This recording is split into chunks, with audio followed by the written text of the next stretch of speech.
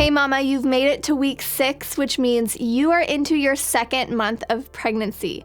In this video, we're talking all about what's going on with your body and with your baby's body right now at 6 weeks pregnant. I'm Bridget, I'm a Lamaze childbirth educator and a birth doula, plus a mama of 2 with another on the way, and I'm so happy that you're here. Let's get into it.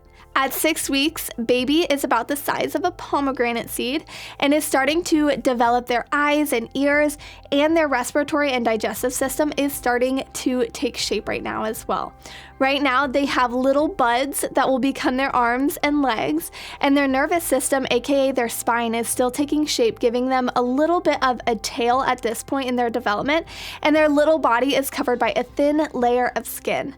Right now, your body is not only creating a human, it's also growing a special organ whose whole job is to nourish your baby through this pregnancy. It's called the placenta.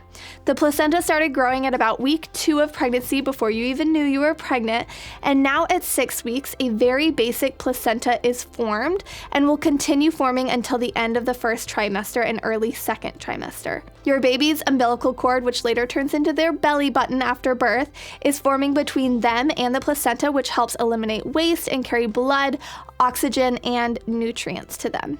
If you choose to get an early ultrasound done at this point in your pregnancy, it will likely be a transvaginal ultrasound.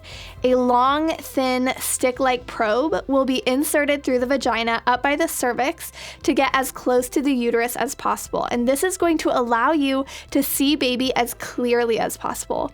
Sometimes an abdominal ultrasound at this early stage of pregnancy does not provide as clear of results. If you're seeing an out-of-hospital midwife, usually around 10 weeks is when a Doppler can effectively pick up a heart rate. In a hospital setting, however, using measurements of the baby through ultrasound as well as the start date of your last period, your provider will likely give you an estimated due date. Mamas, hear me now, because this estimated due date will greatly impact you at the end of this pregnancy, which is hard to see right now because you're in these early stages, but it's really important to keep this in mind. This due date is an estimate. This is not the day your baby will be born. This provides you a window of time that baby may arrive. In fact, I usually call it a due window or due month, not a due date. Babies are the best ones to decide when the safest and healthiest time is to be born. And as a first-time mama, you're actually more likely to go beyond that 40-week mark and give birth closer between that 41 and 42 week mark. So going back to that transvaginal ultrasound, along with being able to see your baby, you'll also see and hear their heartbeat. At this point, their heart rate will usually be between 90 to 110 beats per minute. And there's an old wives' tale that if the heart rate is faster, it's a girl, and if it's slower, it's a boy. But obviously, that's not a surefire way to know anything. Now, you might notice that you're peeing a lot more than usual, mama, and that's normal. You want to keep drinking plenty of water. Dehydration is one of the big contributors to morning sickness, which many mamas are experiencing at this point in their pregnancy. You should be drinking around 90 ounces of water a day, but not just water alone.